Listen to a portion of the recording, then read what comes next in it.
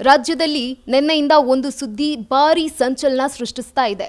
ಅದರಲ್ಲೂ ಸ್ಯಾಂಡಲ್ವುಡ್ಗೆ ಇದೊಂದು ಕಪ್ಪು ಚುಕ್ಕೆ ಅಂತ ಕೂಡ ಹೇಳಬಹುದು. ಯಾಕಂತಂದ್ರೆ ನಟ ದರ್ಶನ್ ತಮ್ಮ ಅಭಿಮಾನಿಯನ್ನ ಕೊಲೆ ಮಾಡಿದ್ದಾರೆ ಎಂಬ ಆರೋಪದ ಮೇಲೆ ಈಗ ಪೊಲೀಸರ ವಶಕ್ಕೆ ಇದ್ದಾರೆ. ಈ ಬಗ್ಗೆ ನಟ ಚೇತನ್ ಅವರು ಏನು ಹೇಳ್ತಾರೆ ಅವರನ್ನ ಬನ್ನಿ ಮಾತಾಡಿಸ್ತಾ ಹೋಗೋಣ. ಸರ್, ಇವತ್ತು ರಾಜ್ಯದಲ್ಲಿ ಒಂದು ಸಂಚಲನ ಅಂದರೆ ನಟ ಮತ್ತು ದೊಡ್ಡ ನಟ, ಹೆಸರು ಮಾಡಿರುವಂತಹ ನಟ ಇವಾಗ ಒಂದು ಕೊಲೆ ಆರೋಪದ ಮೇಲೆ ಕೇಸ್ನಲ್ಲಿ ಒಂದು ಪೊಲೀಸ್ ಕಸ್ಟಡಿಯಲ್ಲಿದ್ದಾರೆ. 6 ದಿನ ಅವರಿಗೆ ಕಸ್ಟಡಿಗೆ ನೀಡಿದ್ದಾರೆ. ಇದ್ರ ಬಗ್ಗೆ ಏನು ಹೇಳ್ತೀರಾ ಸರ್?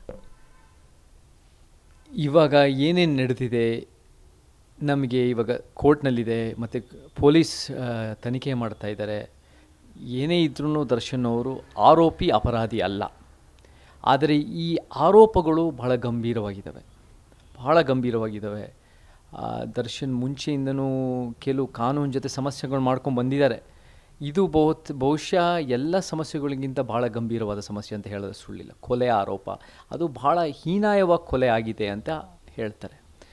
ನಮಗೂ ಕೂಡ ನಮಗೆ ರೇಣುಕಾಸ್ವಾಮಿಯವರ ಕುಟುಂಬ ನೋಡಿದಾಗ ಅವರ ಹೆಂಡತಿ 5 ತಿಂಗಳು ಗರ್ಭಿಣಿ, ಅವರು ಇವಾಗ ಜೂನ್ 28ಗೆ 1 ವರ್ಷ ಆಗತ್ತೆ. ಅವ್ರ ತಂದೆ ತಾಯಿಗೆ ಒಬ್ಬನೇ ಮಗ, ಅದು ಒಂದು 15-20 ಸಾವಿರ ಸಂಬಳ ಮಾಡ್ತಿರೋದು ಅಪೋಲೋ ಕ್ಲಿನಿಕ್ಕಲ್ಲಿ. ಅವರು ಮಾಡ್ತಿದ್ದ ಕೆಲಸ ಒಂದು ಸಾಮಾನ್ಯ ಹುಡುಗ, ಏನೋ ಒಂದು ಅವರ ಒಂದು ಸಾಮಾಜಿಕ ಕಾಳಜಿ ಅಭಿಪ್ರಾಯ ಕೊಟ್ಟಿರ್ಬೋದು. ಆದರೆ ಅದರಿಂದ ಇಷ್ಟು ಮಟ್ಟಿಗೆ ಒಂದು ಕೊಲೆನೇ ಆಗ್ಬಿಡುತ್ತೆ ಅಥವಾ ಯಾವುದೋ ಒಂದು ಜೀವನ ಕಳ್ಕೊತಾರೆ ಅನ್ನೋದು ಭಾಳ ದುಃಖ ಆಗುತ್ತೆ. ನಮಗೆ ಅನೇಕ ವಿಚಾರಗಳು ಹೇಳಬೇಕು ಈ ವಿಚಾರದಲ್ಲಿ. ಮೊದಲನೇದಾಗಿ ವಿಷಕಾರಿ ಪುರುಷತ್ವ.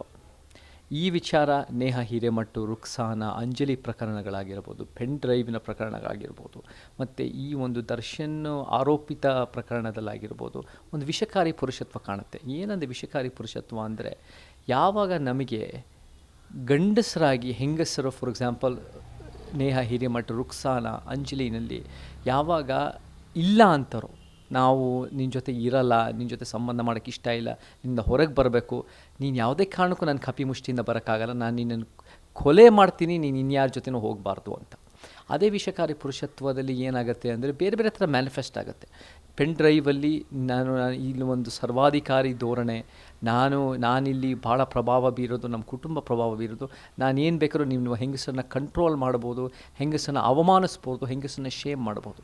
ಅದೇ ರೀತಿ ಇದರಲ್ಲಿ ನಿಜ ಆಗಿದ್ದರೆ ಈ ಪ್ರಕರಣದಲ್ಲಿ ಎಲ್ಲಿ ಒಂದು ಗೆಳತಿ ಮೇಲೆ ಅಥವಾ ಹೆಂಡತಿ ಮೇಲೆ ಯಾರೋ ಒಬ್ಬರು ಒಂದು ಮಾತಾಡಿದ ತಕ್ಷಣ ನಾವೇನು ಮಾಡಬೇಕು ಅಂದರೆ ಕೋರ್ಟ್ಗೆ ಹೋಗಬೇಕು, ಅಥವಾ ನಾವೇನು ಮಾಡಬೇಕು ಅಂದರೆ ಪೊಲೀಸಿಗೆ ಹೋಗಬೇಕು. ಅದಕ್ಕೆ ಸೈಬರ್ ಕ್ರೈಮ್ ಬ್ಯೂರೋ ಅನ್ನೋದಿದೆ. ಯಾರು ದರ್ಶನ್ ಅವ್ರ ಮಾತು ಕೇಳಲ್ಲ ಅಂತ ನಾವು ಯಾರೂ ಹೇಳೋಕ್ಕಾಗಲ್ಲ. ಇವಾಗ ಯಾವುದೋ ಒಂದು ಸಾಧಾರಣ ಆದಿವಾಸಿನೋ ಬಡವರೋ ಯಾರೋ ಒಬ್ಬರು ಅವ್ರ ಮಾತು ಕೇಳದೇ ಇರ್ಬೋದು. ಆದರೆ ದರ್ಶನ್ ಅವರು is a non film star, ಭಾಳ ಹೆಸರು ಮಾಡಿದ್ದಾರೆ. ಅವ್ರ ಮಾತನ್ನು ಪೊಲೀಸ್ ಗಂಭೀರವಾಗಿ ತೊಗೊಳತ್ತೆ.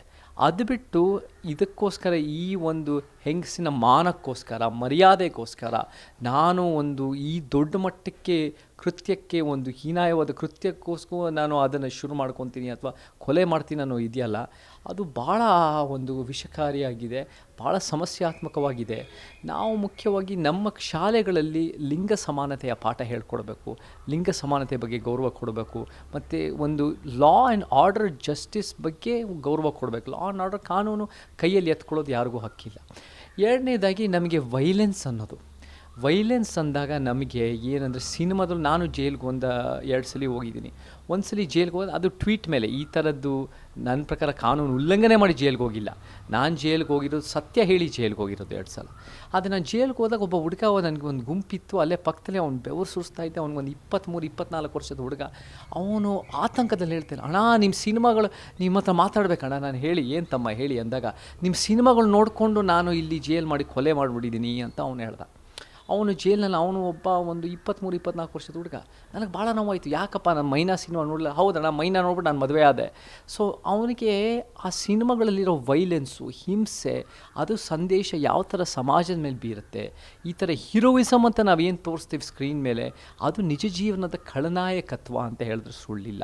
ಅದರ ಮೇಲೆ ಸಮಾಜದ ಯಾವ ಥರ ಪರಿಣಾಮ ಆಗುತ್ತೆ, ಯೂತ್ ಮೇಲೆ ಯಾವ ಥರ ಪರಿಣಾಮ ಆಗುತ್ತೆ, ನಮ್ಮೆಲ್ಲರೂ ಗೊತ್ತಿದೆ. ಯಾವ ಥರ ಬಂಗಾರದ ಮನುಷ್ಯನಿಂದ ಯಾವ ಥರ ಪರಿಣಾಮ ಆಗಿದೆ, ಅದರಿಂದ ಹೇಗೆ ಸಮಾಜನಲ್ಲಿ ಬಿಟ್ಟು ರೈತರಾಗಿ, ಊರುಗಳು ಬಿಟ್ಟು ರೈತರಾಗಿರೋದು ಎಷ್ಟೋ ಒಂದು ರೀತಿಯಾಗಿದೆ.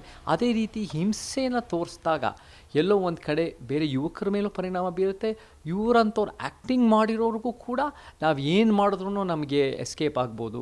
ನಾವು ಎಷ್ಟು ಮಟ್ಟಿಗೆ ಹಿಂಸೆನ ಸ್ಕ್ರೀನಲ್ಲಿ ತೋರಿಸ್ಬಿಟ್ಟು ಹೊಡೆದು ಸಾಯಿಸಿ ಅದನ್ನು ಎಲ್ಲೋ ಒಂದು ಕಡೆ ಮೋರಿನಲ್ಲಿ ಹಾಕ್ಬಿಟ್ಟು ಅದನ್ನು ಬಚಾವಾಗ್ಬಿಡ್ತಾರಲ್ಲ, ಆ ಥರ ನಾವು ಆಗ್ಬೋದು ಅಂತ ಒಂದು ಭ್ರಮೆನಲ್ಲೂ ಇರೋಕ್ಕೆ ಸಾಧ್ಯ ಇದೆ.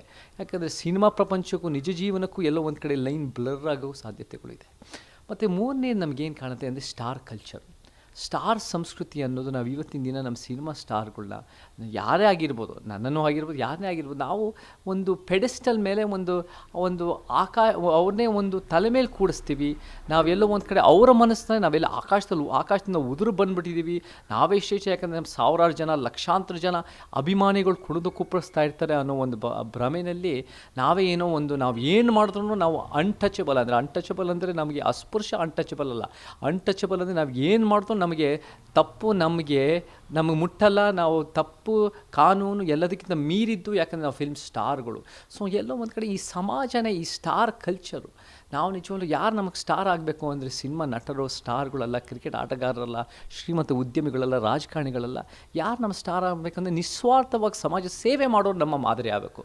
ಅದು ಬಿಟ್ಟು ಸಿನಿಮಾ ಸ್ಟಾರ್ಗಳನ್ನ ನಾವು ಮಾದರಿ ಮಾಡಿದಾಗ ಇಡೀ ಸಮಾಜನೇ ಇಂಥ ಒಂದು ನಿಜ ಜೀವನದ ಖಳನಾಯಕತ್ವನ ಬೆಳೆಸಂಗೆ ಒಂದು ಸಾಧ್ಯ ಮಾಡಿಕೊಡುತ್ತೆ ಅಂತ ಹೇಳಿದ್ರೆ ಸುಳ್ಳಿಲ್ಲ.